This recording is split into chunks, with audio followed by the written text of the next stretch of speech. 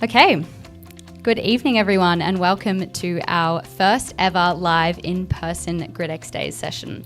I'm Greta Mayer, Head of Marketing Communications at gridX, and this is our 5th iteration of gridXdays. So we've been doing this conference for 5 years now, and we've had a range of really expert speakers over the last 5 years, but I'm super excited for this panel. We've got an incredible array of speakers here with so much knowledge and expertise, so I'm really excited to dive into the topic of flexibility. So we're talking about balancing the grid, flexibility as the new energy currency.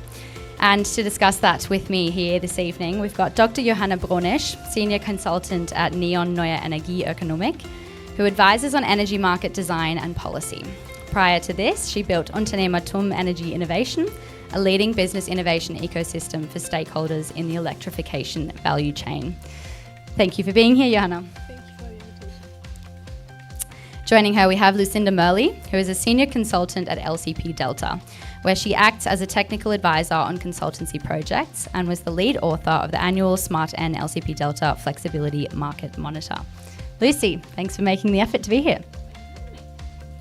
Then we have Tobias Federico, the Chief Product Officer at Montel, bringing over 25 years of energy market and data-driven product expertise, including founding Energy Brainpool. He leads strategic product development focused on scalability, innovation, and measurable customer value. Welcome, Tobias.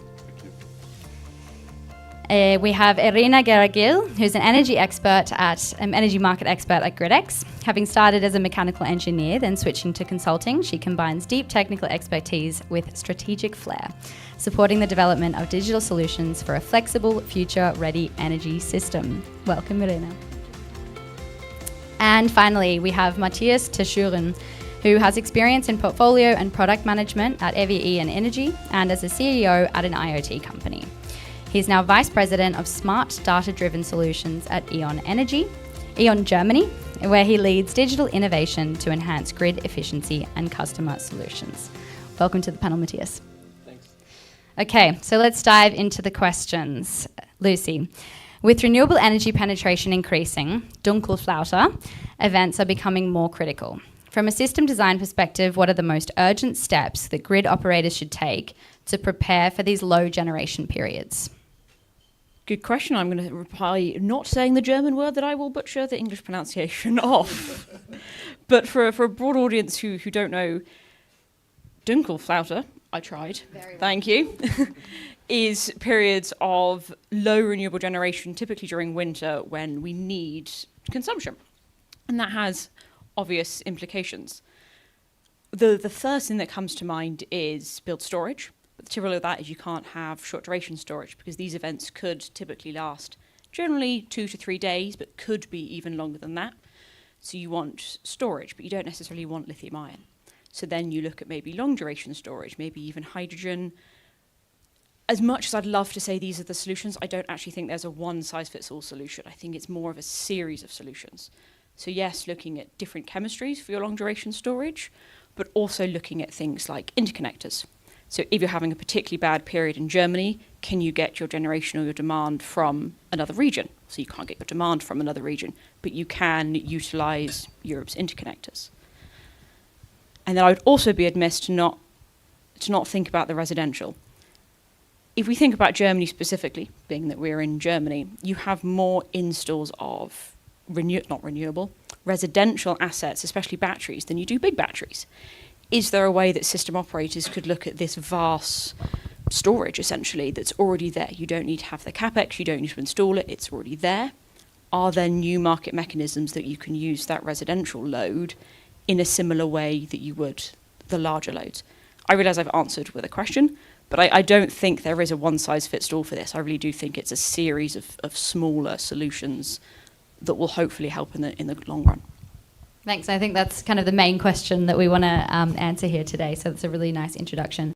Johanna, what's your perspective on that and looking at the kind of incentives for flexibility and the market mechanisms behind it? There's the microphone.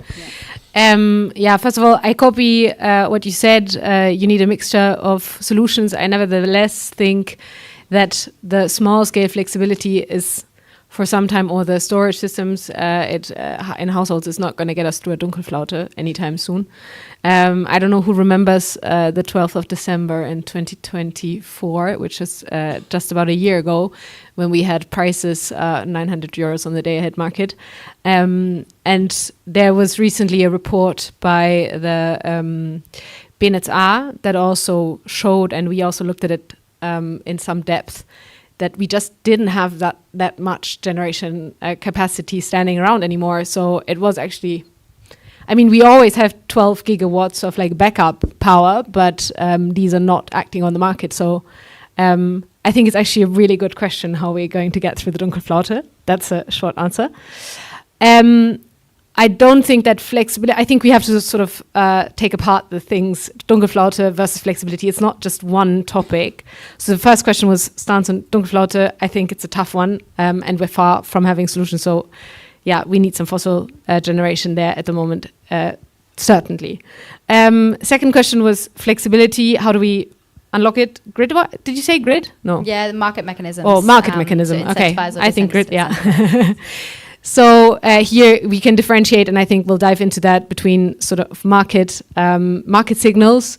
So Germany has one trading zone, and we have a functioning system there. We have price signals that we can forward to customers. I think the way forward is not, giving one-to-one the signal to the customer, but having like clever products, much more about that, that allow customers to provide flexibility without thinking about it too much. And I think the really interesting question in Germany is how do we combine this market flexibility with sort of grid friendliness, or leverage the flexibility in a sense that can be accommodated by the grid. And I think here the priority always has to be, let's sell renewables, get them into the market. But if the grid cannot take the sort of the trading that you're doing, then we need a second signal that is sort of representing the grid constraints. And I'm sure we'll dive into that a bit more. So I'll stop here. Yeah, thanks very much. And Matthias, can you talk about lessons from recent grid stress events, most recently the Iberian Peninsula blackout, that demonstrates the limits or the strengths of current flexibility approaches? And maybe adding to that, which types of flex do you think have been proven to be most effective in stabilizing the grid? Yeah, long question. A lot of topics that you touched. So first of all, I think I will end with your last sentence, effectiveness. So I think, and that's where we started, so it's not a one-size-fits-all. So I think we need all the flexibility that is available to come to an optimal energy system, 2.0, 3.0, whatever. And we see in the discussion that, especially from my point of view, so as you introduced, I'm from the consumer business, so what are B2C customers looking like? And major focus, especially after the energy crisis now, is how can we pay the bills? So, and here it's relevant what we heard already, so to create markets that are combined. So grid needs to be fulfilled, but also market needs to be fulfilled. And here we see that flexibility is not used at all at a relevant value. And the question is why? And there are several regulatory aspects, but here we see, especially in this year, that a lot of changes are going definitely in the right direction.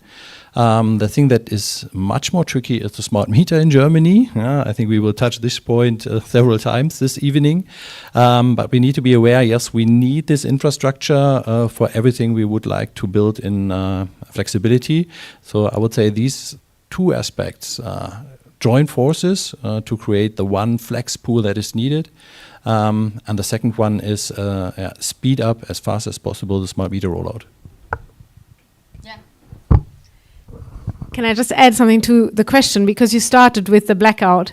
And I just want to mention that I'm not sure that the blackout has so much to do with flexibility. And also when we ask, like, can we prevent this with flexibility? I'm really not an electrical engineer, but I have a lot of doubts there, because I'd say, like, the blackout, there's the best experts in the world still don't really know what happened. That was a huge cascade of events. And it seems like there were voltage issues in the beginning, and I think that's very important to sort of to separate the topics and not give the impression that we'll get blackouts if we change our electricity system. I don't know how to prevent this kind of event, but I don't think it's necessarily sort of so very closely intertwined with the question of how do we flexibilize the system to get better prices for everybody, I think. But can we deal with it with flexibility? I don't think we can. I mean, again, not the electrical engineer, but I think what happened on the peninsula, I don't think how you could ever, leverage flexibility to prevent an event like this that is so fundamental and has like deep electrical causes somewhere that nobody understands. Yeah. Yep. Maybe I can dive in a bit as Spanish. This touches a bit home for me. So the thing is with the Iberian blackout, they say there's as Johanna said, cascade of events, right? Low inertia in the grid, low demand, voltage control problems. Still, they don't know why there was voltage control problems. And this is something that maybe flexibility as a whole to kind of not have a blackout, I wouldn't say it's the solution, but it can help, right? It's a help that has to be there. For example, in the case of low demand was a factor. If we have the flexibility of turning on all of the industrial power plants in that moment, turning on all of large consumers, turning on all of the EV chargers at that moment, we can rise that demand, and that of course can help. It's one of the factors, I would say. Can you talk about that more specifically about small-scale flexibility and the potential there of aggregating, disaggregating small-scale flexibility to provide grid support? Yes, so I think it's something that can help a lot, but there's still some blockers for aggregating small-scale flexibility. As Matthias said, smart meters in Germany, for example. Without a smart meter rollout, 3%, I think, if I'm not mistaken, we have at the moment. Without smart meters, you cannot really do this aggregation because to participate in the markets, you need a smart meter, you need to have direct marketing, you need to have all of these things that require knowing the consumption. And this is something that Germany has to work on a lot. But of course, it can help. If we talk about shiftable demand, right now in Germany, there's a massive amount and expected to increase with 100 terawatt hours expected in 2030, only from residential. And we need to orchestrate all of this, DERs and energy resources to work together to in a centralized way and to help the system. Yeah, thanks. And Tobias, another important part of this is forecasting. So we've talked a lot about the aggregation, but we need to know what's coming, how to deal with it, and things like that. So how do you think good quality forecasting can influence the development of electricity prices? Do you think flexibility will play an important role here? Well, definitely. I mean, when I was thinking about the Dunkelflaute and thinking a bit also about the past, back in the days, forecasting was really dumb. I mean, the power demand was quite linear, it was not flexible at all. The supply was, you had your conventional power plants, a bit technical availability, and that's it. Then with time came the weather and the weather forecast. And I think weather forecasting plays an essential role in both directions. We've learned about the Dunkelflaute. And actually on the day I was in Norway watching Norwegian television, all in Norwegian, which I don't understand, but I understood one word, which was Dunkelflaute. So as a German, you're quite proud when you hear this word, even though the events are not that nice. And on the other hand, I've heard 2 weeks ago the opposite word, which is Hellbrise, which means you have wind and it's not dark, obviously, so it's during the day and it's windy, and we have the opposite effects, which is we have very low prices down to negative prices with grid curtailments happening due to the grid constraints, but also due to market constraints, which means their prices are so negative that we are curtailing the feed in. And in this case, flexibility could help in all directions to take the electricity, but also to prevent really low prices. Because in the end, what we would like to have is we want to understand where are the market players active. And I think flexibility has such a significant volume already, big scale, grid scale, so megawatt class, but also kilowatt class aggregated, that it becomes a certain challenge to forecast this because we need to forecast market behavior. Because if you want to optimize yourself, whether it's price optimization or grid stability optimization in general, you are shifting a lot of volumes, and that is moving prices. So I would say flexibility is, as a modeler, a challenge, which I like, and I think we can really simulate that quite good, but forecasting when it comes to weather forecast is getting much better. Thanks. And Lucy, this obviously brings together a lot of different players. How can players across the entire energy value chain, particularly grid operators, energy providers, technology providers, better coordinate to leverage distributed flexibility resources without compromising grid security or market fairness? Big question. Right, I'll just get on to fixing the electricity system in a question, right? So to answer your question, I've been thinking about this, that there needs to be coordination. And I say, I can sit here and I can say there needs to be coordination. Everyone's like, oh, yes. But that's actually very difficult. There's price signals from TSOs, from DSOs, from networks if you're in different regions. You've got your consumers, you've got your PV, you've got your car charging schedules, you've got your household life schedules. There are so many different pricing signals. There is no central flexibility price. I don't think any market's ever going to suggest that we could possibly make one. But I think there is certainly something that we can do, especially from the grid side, to coordinate these price signals to be that the consumer or most likely the aggregator or the service provider that shields the consumer. So could that be a single market price from the DSO, the TSO, and the wholesale market? Certain countries in Europe are thinking about that as a way to say, you have one price, please act on this one price. Because at the moment we have scenarios where the TSO will be sending a flexibility signal, and if all of the consumers down that road via their energy supplier act on it, you've got a local constraint issue. We're now at the volume, as you were saying, of flexibility, where these issues are becoming a real thing. They're not just hypothetical. So that the grid operators do really need to coordinate a single price. But what I was also thinking in relation to that is it's sort of everything that we've touched upon here. It's tangential to flex, but it's data. In order to get all these price signals, to understand what we're doing, we need better forecasting, we need better understanding of what your EVs are doing, what the industrial loads are doing.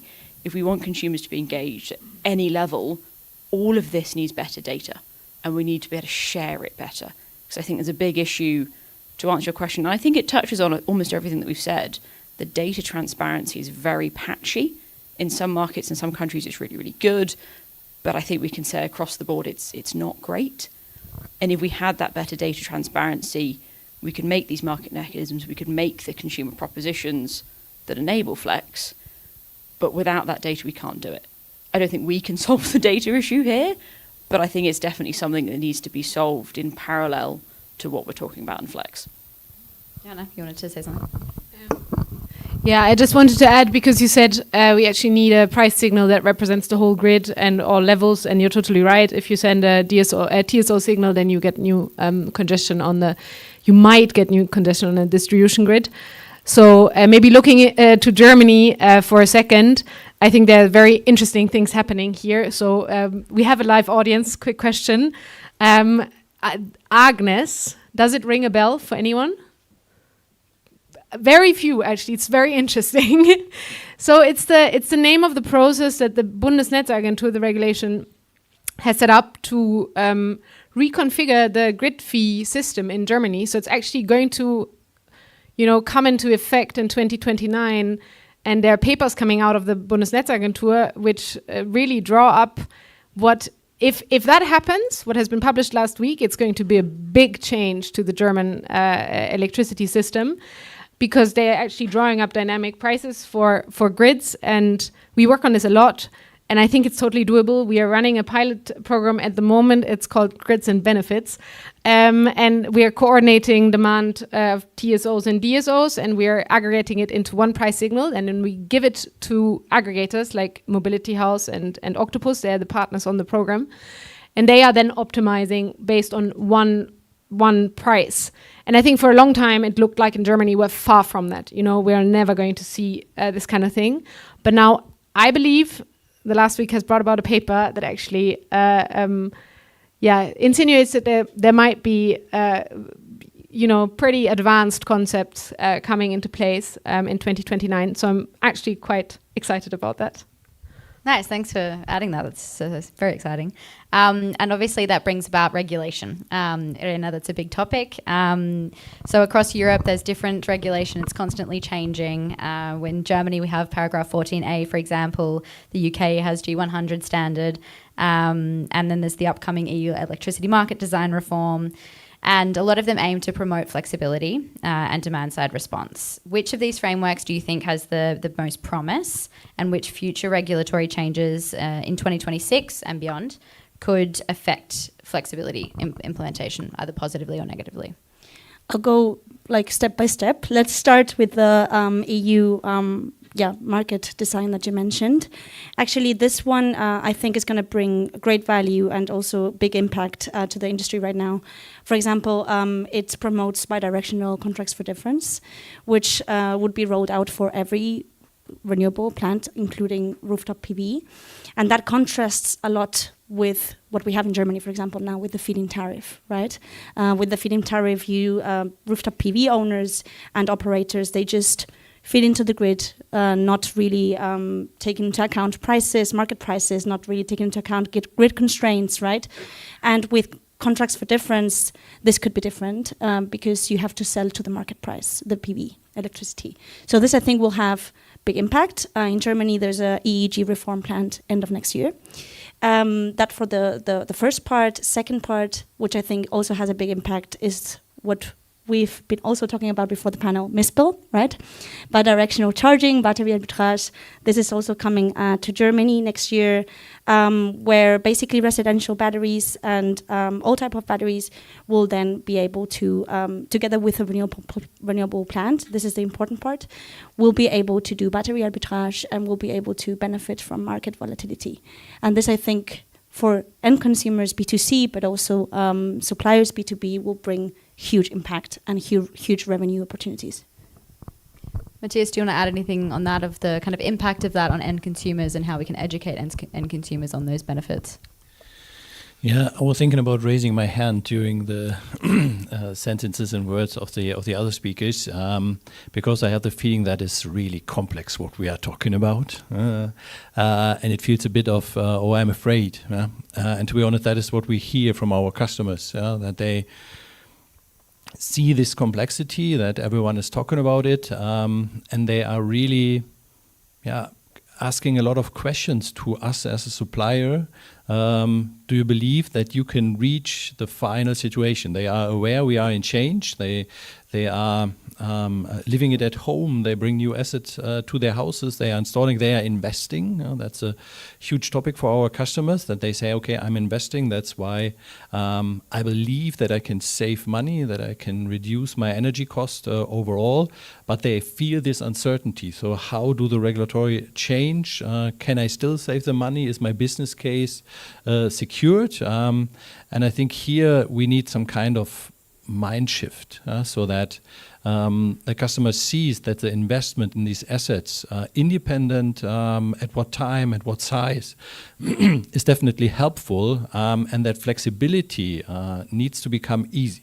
And here I see also a very positive development, especially over this year, that a lot of suppliers offers now easy contracts, easy flexibility contracts to our customers.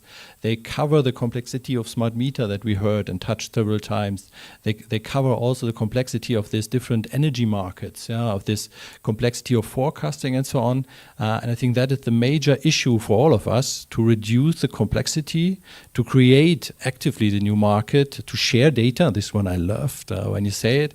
And also create a technology backbone that enables us, because what Tobias said with the forecasting topic, I can agree more. And I would like to add that data and forecasting is more and more a real-time game. So coming from the history, as you said, 18 years energy.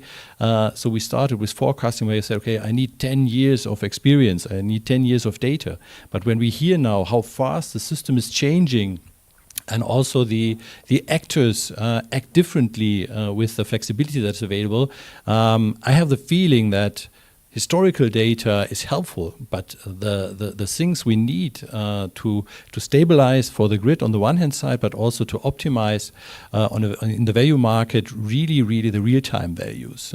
And that's why I like to be here with that little X, because that's helping us to create an infrastructure, to have real-time data available for the customer and also for the suppliers, and create this new future of energy actively.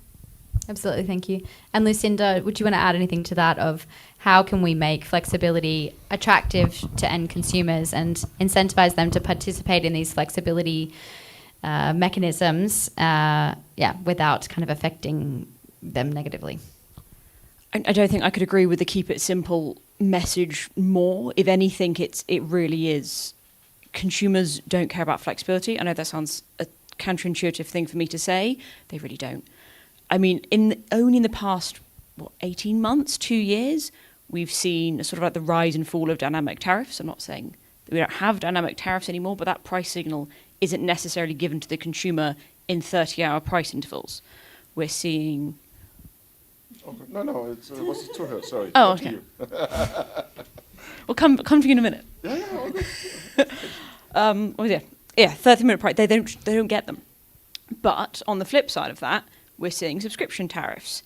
We're seeing flat, what we're calling sort of flat and fixed. So they might change maybe every 3 months, every year. But on the flip side, there's still flexibility. In exchange for all of these tariffs, we'll give you a slightly better kilowatt hour rate, but you'll let us do something with your battery. We'll let you provide a grid service, a TSO service. We will optimize our energy procurement if we're an energy retailer in the wholesale market. But you, consumer, get everything you'd like, so there's no disruption in your charging schedule, everything's as it should be, but we can also do the grid. But that's not messaged to the consumer as Flexibility 101. It's messaged as a £30 subscription tariff for your EV charging for the month. Have at it. And I think we're very much in that energy transition space where we need to go from the really engaged energy nerds in this room to the mass market. And I'm one of those energy nerds too.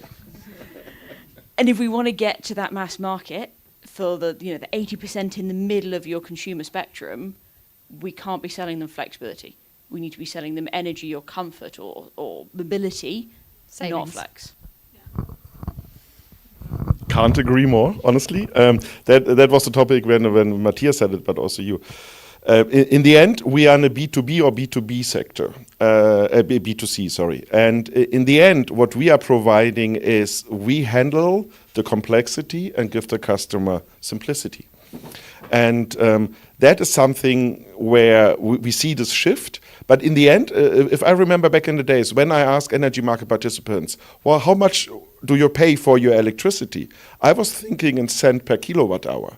But the answer was €40 a month, which shows that even those who are working in the energy sector, they don't really have a clue. How can we expect from the customers providing to us the flexibility or the data that they understand that? So we must really simplify that. We need to handle that. And when it comes to the data and the real-time part, what I've learned in the past, and this is really to understand, when we speak about real-time, I think we speak about IT real-time, which means we need to process the data until we have the data.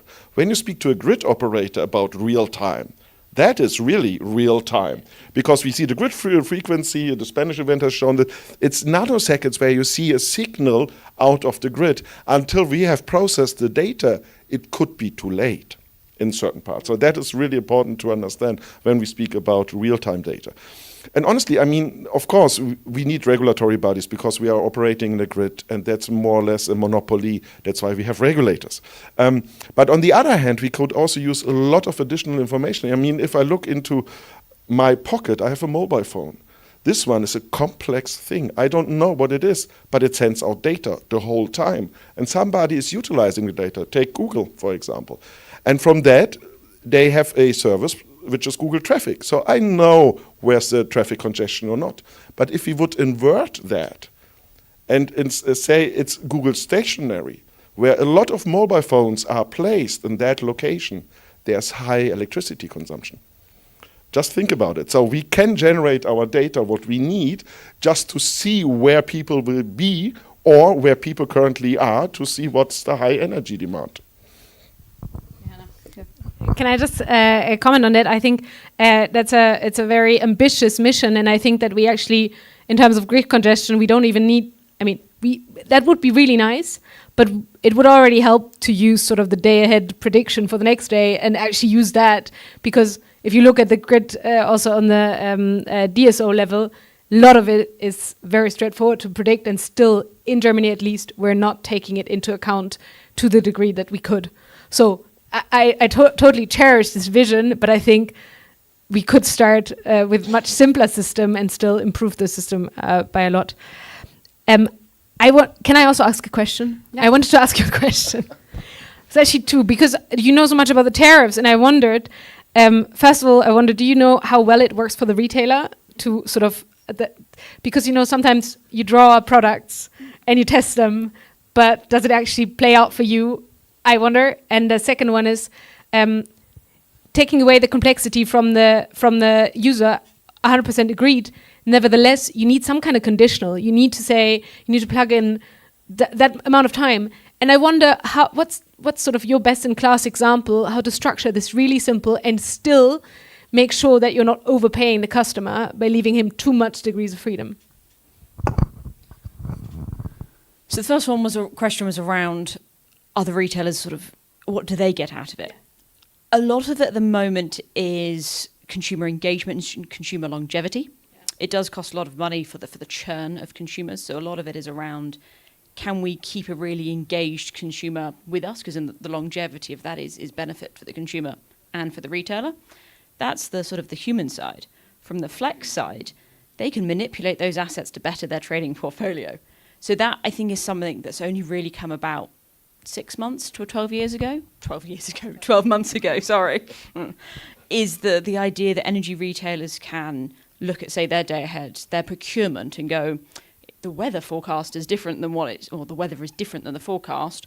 We're going to use our portfolio of domestic assets to fix our own imbalance. Yeah. So there's a real want for that to work because it will benefit the end consumer and it will also benefit the retailer. But that links back to our further question around how do we communicate that to the end consumer? Because we can't say, we're going to control your assets so that we can fix our imbalance that we messed up the day ahead. That's very confusing. So it's how do we get a really simple message, which links to your second question of sort of best in class. I think the EV tariffs are winning at the moment. And the main reason for that is they're a big asset that you can do a lot with. So you can have a really clear economic standpoint with an EV asset. You can earn, we've seen examples of sort of several hundreds pounds or euros a year. You can just get back in direct revenue, which is, the revenue shares are slightly more unusual, but we are talking about not just tens, sort of hundreds of euros. But by far the most common is a subscription or a flat tariff. We give you probably anywhere between 4 and 10 cents a kilowatt hour for your charging, but we, the retailer, do it for you. And at the moment, that's by far the most popular. It's easy to understand. It's easy for both the retailer and the consumer. And at the moment, they're the most popular. Might change in a year, but at the moment, they're the leading ones. Matthias, do you want to add anything to that? What's in it for the retailer? Yeah, what's in for the retailer? The most important thing, having a happy customer. Yeah, having a happy customer is the most important thing, and we can reach that. And I mentioned that already, to give the customer the feeling that he gets the cheapest price or the fairest price that is available for energy. And I agree that on the overall market, it's really difficult to keep the customer satisfied. That's why we are also looking for digital touch points, so to explain him why is the price at this point in that moment, and how would a shift in behavior be beneficial for the customer, and that in a way that is very easy. And that's the most tricky one. So we are pushing that flexibility topic now for 3.5 years, or at least I personally pushed it. And the most difficult thing for the team is to make this flexibility beast, I would say, as easy as possible. So to make it comfortable for the customer to sign that contract, to connect the asset, and be convinced, okay, my comfort zone is not touched. Yeah, so I'm assured my car is charged the next morning. That's the important thing. It's not important at what time, but the car needs to be charged in the next morning. That needs to be guaranteed. And to give the customer that feeling or that guarantee, yes, we can do it with technology, and you can save energy. That's amazing. When you then look at the ratings, at the feedback from this customer, it's more or less that they are really curious. So to say, I had doubts when I signed that you can reach it, but I'm happy that you can do it, and that is that easy for us. But still, I think it's a big sentence, but we are in day one. So complexity is still too high. So we cannot touch the mass market. There are the nerds, so it is us that we fell in love with these contracts, and also people that are really deep in technology, but mass market is not. And let me explain why I believe this sentence is true. When you look at price portals, you can find these tariffs already, but you need to give the portals information that you are searching for this, so it's not at the first landing page. And maybe I can do it as a question in your direction, because you are the one who are asking us all the questions, and I would like and love to turn it around. What do you think is the percentage value of customer who visit price portals and say, okay, so I'm searching for an e-mobility contract? 20%? 20%, maybe a bit less. No, it's lower than 5, yeah. So, and I think that goes totally in your direction. So customer needs information, and be aware of what they have and how much they can save and how easy it is to save, and that they bring benefit in all this direction to grid, to market, and to their pockets at the end. And what I really love is that customers are aware when they are searching for information that they can fill all of this. And what I was surprised most is that very relevant is pocket. So do I really save money? But directly at the second topic, it's grid stability. And third is then renewable. That changed. I would say 2 years ago, renewable was prior one, but that changed, and that is something that showed to me that people are aware that the system is changing and that grid becomes more and more important, and they want to be part of the solution. Thanks. We've had a question from the live stream, and Lucinda, you already partially answered this, but Matthias, I'm going to see if you have any other examples. They've asked, what are some of the best practices to get consumers to adopt flexibility? So we had the EV charging tariffs, for example. In what shape can it appear, I guess? Because, I mean, consumers don't just necessarily adopt flexibility. How does that come, and do you have any examples of how we can kind of encourage them? Yeah, although you said we already mentioned e-mobility, but that is the most relevant thing in the game at the moment, not only in Germany, but also on international level. When you look to UK, that's amazing to see how big the swarm is of cars that you can change. But on the other hand side, I see also heat pumps. More tricky and not the big effort at once, because the possibility to shift the load is lower. But on the other hand side, I love it because it's demand shift. So it doesn't bring any negative aspect, not to the hardware, not to the customer. But of course, and this is what Tobias and I discussed earlier, is that storage, battery capacity is very, very relevant, because here you can go in both directions. That's amazing. But I think it will take time. That's why we are also focusing on the first one, so demand shift. So how can we bring this to the customer? It's a bit more easy and comes for free at the end. But then the end game of Flex will be then the battery. So who can convince the customer to give control of that battery to an energy provider or to a Flex aggregator? And here I think we need to be very clear what we do with this asset. And also learn how we can use that asset without destroying it, so to keep it in a very, very good shape, and then customer will be willing to share the asset, the value that they have with us. Thanks. And I want to go back to a point that Johanna mentioned at the beginning, but I'm going to direct it to Irene, but feel free to add anything afterwards. So you mentioned that right now we still need fossil fuel power plants. Irene, can we get to a point, can we leverage digitalization, smart grid technologies, small-scale flexibility where we negate the need for centralized power plants? I think that's a very ideal world, to be honest. We are heading in that direction, but I think Johanna mentioned it for example, Dunkelflaute. It's very, very difficult to do that. And yes, of course, we can do load shifting. We can, in an ideal world, load shifting would be enough to draw the demand low enough so that we have the sufficient generation to cover it. But this is very difficult in practice. So smart grid technology is going to help. Intelligent control, HEMS, is going to be key. But of course, to say that a fossil phase out in the near future is going to be possible, I would doubt that. Can I add? So maybe we should not focus only on the last 10% and those 3 days in the year where we are, really in need, but look at every day where we are curtailing solar power in Bavaria or wind power in the north of Germany, and ask ourselves, how can we move consumption from the evening into the night or into sort of noon where we have all that solar power? And I think that's sort of the zero order thing, where we have the ways and means and the storage systems that can, bridge a couple of hours. So that diurnal shift, I think, for now can get us, they're quicker gains than these last 10% when the sun is not shining for weeks in Berlin and the wind's not blowing either. So I think maybe we focus on this first, and I think the crowd that is here also obviously is working on that. Absolutely. You want to add? Yeah, absolutely. I agree. I mean, in the end, I have a picture in my mind where I'm sorting the feed-in of flexible renewable energies, sum them up, but not in a chronological order, just in the order how high is the feed-in.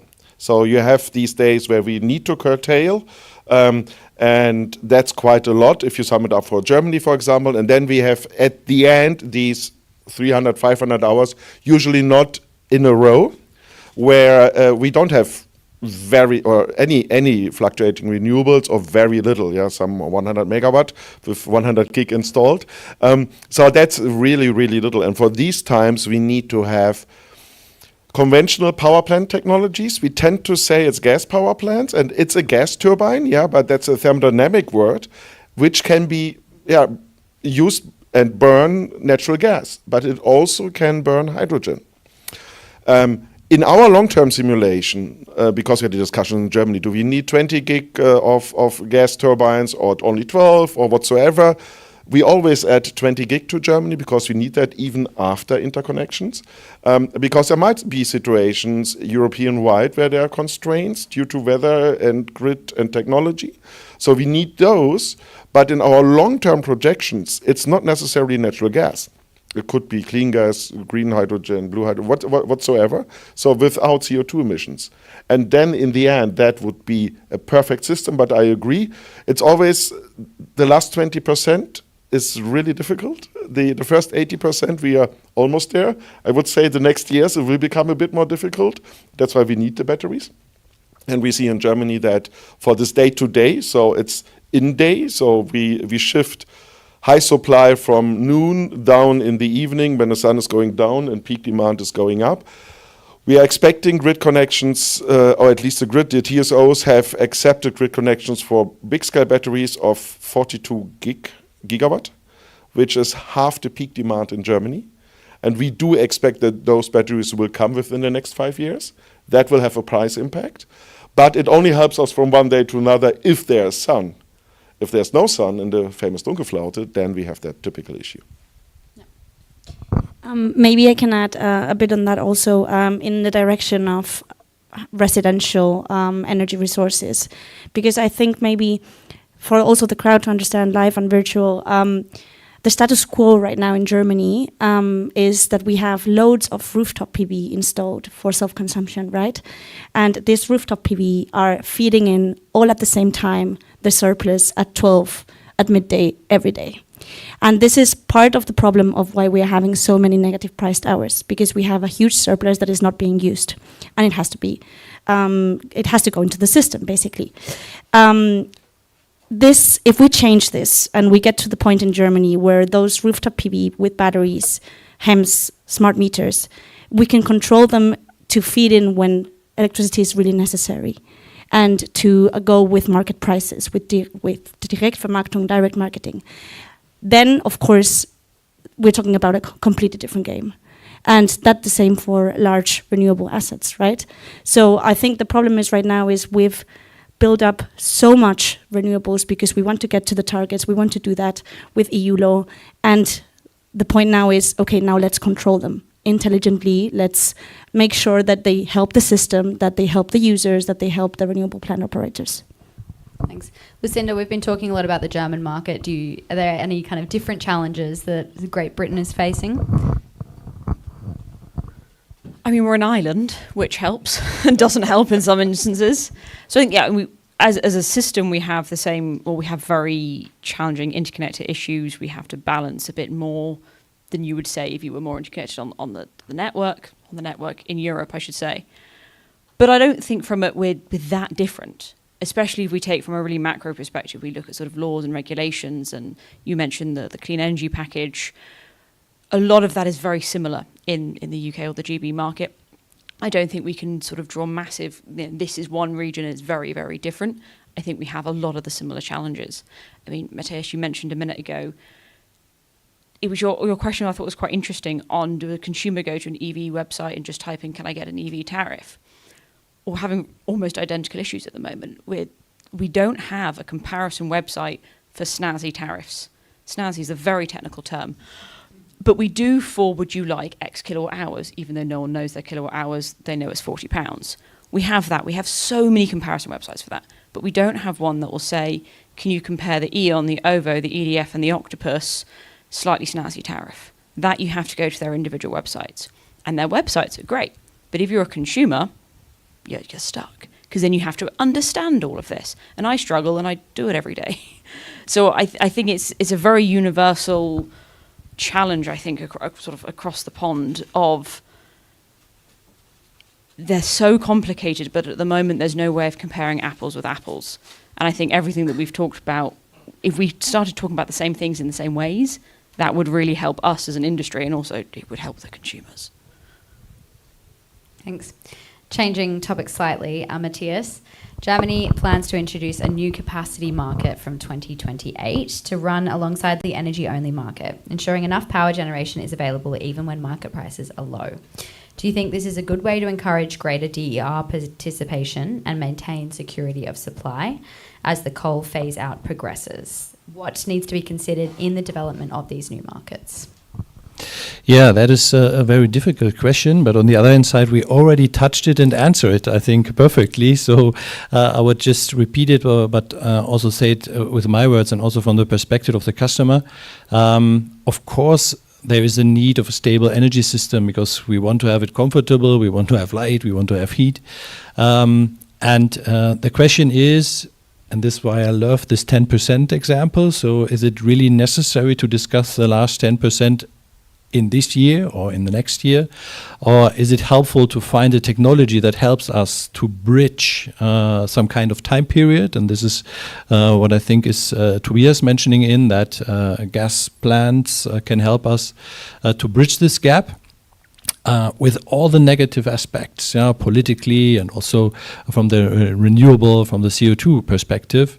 But we have in mind a future where we can use this infrastructure covering all these negative aspects and turn it around into a positive one.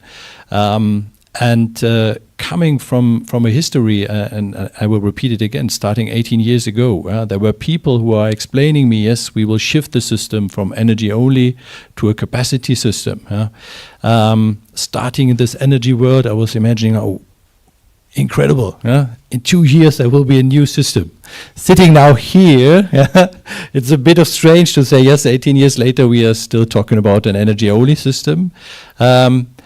But I believe that this future that I was thinking of and understand 18 years ago is not that far anymore. Regulation is discussing it heavily. So we see the need. Customer is learning and understanding at a very early stage.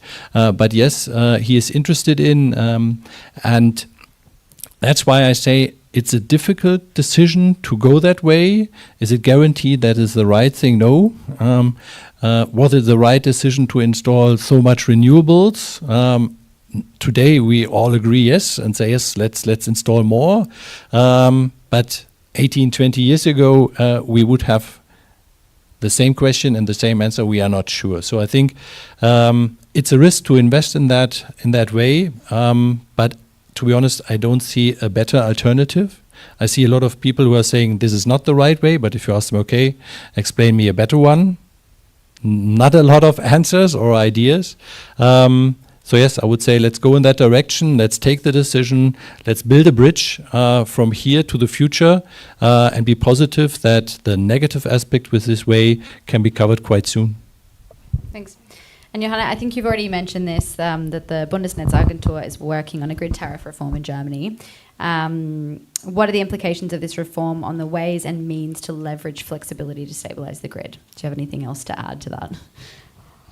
Yeah, so I mentioned it briefly earlier that there is a huge process underway. I'm just thinking how to build a bridge from the capacity market. We have to jump a little bit, but I'm still stuck with the capacity market. So currently, what we are doing is in Germany we have these flat grid tariffs, and we are not providing any incentives. If anything, we're providing incentives not to be flexible, especially for the larger consumers. I don't know who's familiar with the Bandlastprivileg, but it's something that is also, I don't think, going to be around for much longer. So I'm a huge fan of the effort that we are currently making to come up with a new system that actually, unlocks the potential. Nevertheless, I think we have some very difficult conversations to have with big industry players who have a hard time, to become flexible, like glass. Just one example, but I know for them it's really, really hard. And I think that we can actually gain a lot. I think one of the really big structural challenges we have in Germany, beyond the lack of smart meters, is the number of DSOs that we have. And I think we have these 900, or between 800 and 900. And for many of the small ones, it's just incredibly hard to introduce these kind of systems. At the same time, if you look at the number of consumers that are connected to the biggest 10, they belong to the E.ON mother company. It's the majority. It's so many consumers, and I think we really have to work on a solution of how to help the small ones to not slow everything down. And I don't think you can expect from a tiny grid operator to implement these super advanced systems that are being developed all over the place for leveraging consumer flexibility. But we have to. We just can't avoid it any longer. That if we don't help the small grid operators, then we'll get really stuck on the grid friendliness. And I just want to make one last point. We've been building out renewables so much, and we hardly ever talk about the amount of grid expansion we need to accommodate the peak loads of these, or peak feed-in times. Yeah, and I think that that's really a big challenge that we need to work on, and setting the right incentives now. Absolutely. Does anyone want to add anything on that? We have a question from the audience. One question. How does it compare to have now variable feed-in tariffs versus nodal or zonal pricing? Would this be easier to explain to the clients, also to this link here? I'm just going to repeat the question. How does it differ between variable grid tariffs and nodal or zonal pricing? Yeah, so obviously big discussion. I think the answer is pretty short. It's like you can answer this on an economical or academic level, but you can also face reality and the discussion we've had in Germany about splitting the price zone.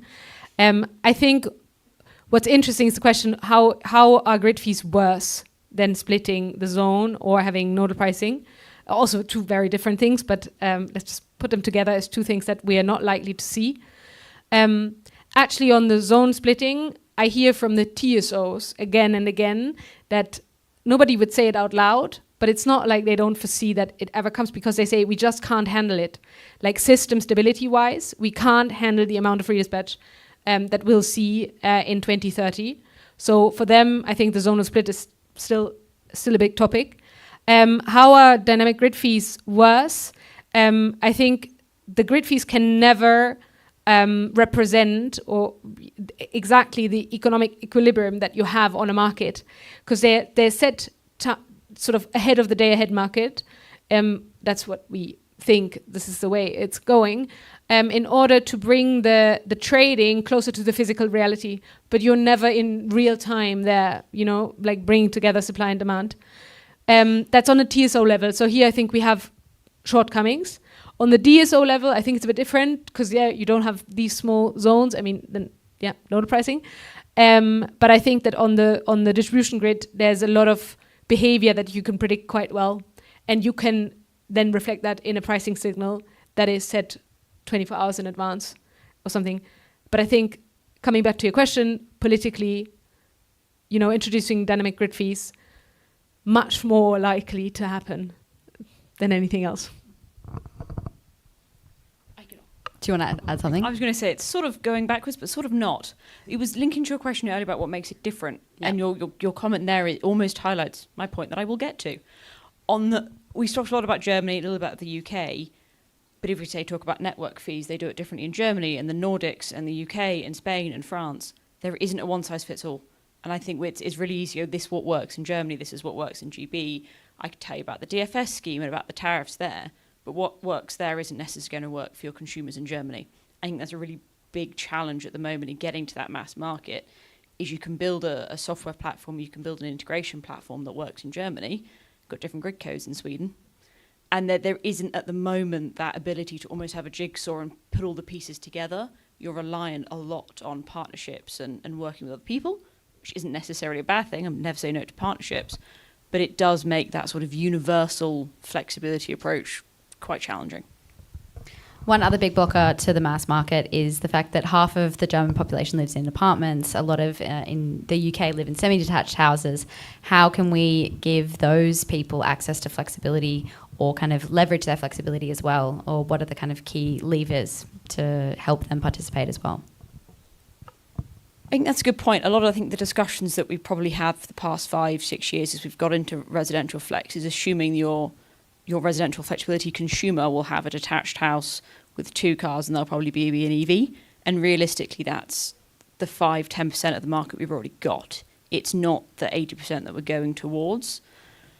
In terms of how we can fix that, I think there's a lot to do with self-consumption. So we're using Germany as an example. Last time I checked, I think it was about 1 million installs of balcony PV. Not necessarily the best source for grid flexibility, but very good for self-consumption or just engaging, getting a consumer to engage. British Gas in the GB market just launched their first commercial EV charging tariff. So for people that live in flats or non sort of houses, they can get a good tariff rate at a public charge point. Because that's always been a massive barrier. If you don't own a driveway, you have to charge at 2, 3, 4 times the rate as you can get on a standard tariff. So I think we are seeing early shifts to get sort of the mass market of consumers, but I think you're 100% right. Basically house-dwelling people, for want of a better phrase, we haven't quite got there yet. I think that's where we're definitely going, but it's the next step of the journey. If I can add, speaking about European differences, with the apartments in Germany, that's a nice thing. We have another thing which is different in the UK and also in Italy, that the ownership of the apartment is a different rate. In Germany, usually people rent these apartments. So doing an investment like a battery, like a solar panel, that is something where you as the owner of an apartment don't do it. That's why balcony PV panels are really nice, with the nice effect when you have an old meter, it counts backwards, but that's not official. But that's really an issue. And we had initiatives where the owner of a house then could install PV panels and battery in the cellar and sell this to the renting people.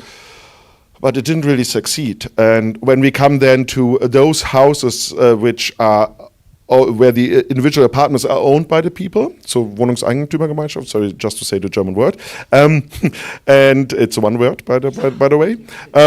It's really hard because in old buildings, the installation costs are so high that sometimes, and I've seen offers, the amortization period is 50 years.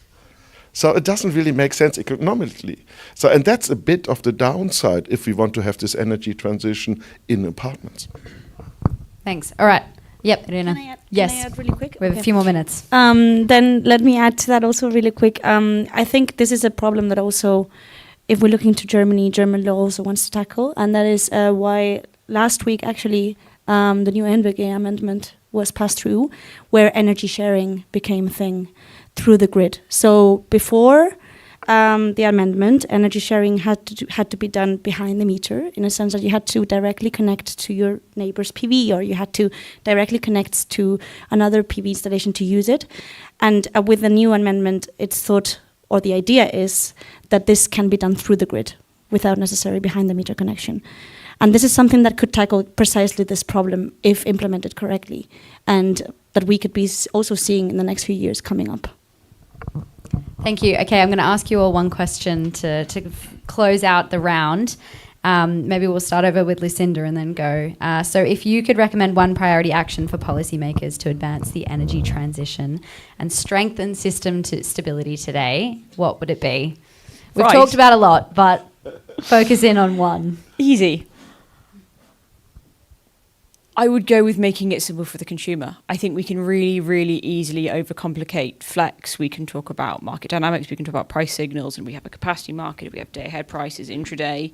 At the end of the day, to do all of this, there needs to be a consumer at the end, be that residential, it could be C&I, it could be your glass factories, as you were mentioning. We need to do something to get them engaged, and I don't think we necessarily do enough at the moment. Thanks. Tobias. Oh, it's really a tough one. I mean, as you say, reducing complexity, that's one thing. Don't over-regulate. That is something where we really see, we regulate here, then we see a gap there, then we regulate there, and then it's a mess. I mean, if I look back in the days, the first laws of the feed-in tariff in Germany was 5 paragraphs, 2 pages. Now I think it's 500 paragraphs and 2,000 pages. I don't know exactly, but it just has increased. So reduce the regulation. Johanna. It's going to get harder for you guys. Change the incentive system for grid operators. So I think currently grid operators are lacking incentives to change their system. And I think that a big lever is changing the way that the economics of the grid are working. Irene. I think maybe I want to say the same one as Matthias, but smart meter rollout, come on. Like, really, it's something, it's really incredible that we are 2025 and digital meters are still not a thing and smart meters are still not a thing in Germany and in such an advanced country. And I think it has to do a lot with what Tobias said, with over-regulating. Is there anything left, Matthias? No. I think everything is said. Yeah, I couldn't agree more. So smart meter, I think we started, or I at least started with the smart meter topic, and let's end it also with this one. I'm not afraid that we, as energy supplier, as DSOs, as participations in that energy system will fix the rest. So when the customer is able to join this new energy world, then there will be enough competition, enough environment, I would say, and enough competitors there, players in the market to solve all the rest. Thank you so much. What a great ending to the session. Thank you all so much for joining and for the first ever live in-person gridXdays panel discussion. It was super interesting, so much covered. We will be putting the video online later so you can watch it over and over again and learn everything that's been discussed. Thanks to the audience and thank you to everyone online for watching. And that brings us to an end of gridXdays 2025. So thank you everyone for watching and yeah, thanks again.